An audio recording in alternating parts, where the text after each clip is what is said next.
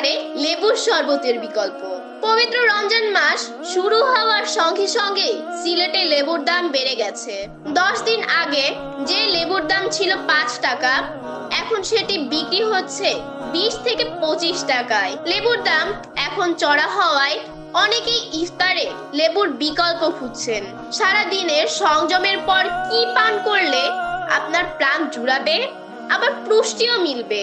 তোকমা ও ইসুপগুলের শরবত উপকরণ: ইসুপগুলের ভুসি আধা চা চামচ, তোকমা দানা আধা চা চামচ, চিনি 2 চা চামচ ও পানি 1 গ্লাস। প্রণালী: ইসবগুল ও তোকমা 15-20 মিনিট ভিজিয়ে রেখে চিনি ও 2-1 ফোঁটা গোলাপ জল দিয়ে গুলিয়ে পরিবেশন করুন। চাইলে শরবতের মধ্যে রুয়াফজা বা দুধ দেওয়া যায়।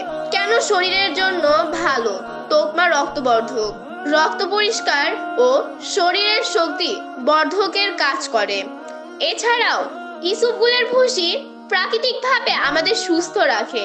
তাই সারাদিন রোজা রেখে সন্ধ্যায় 1 গ্লাস ইসুপগুল ও তোকমার শরবত আমাদের শরীরের জন্য গুরুত্বপূর্ণ।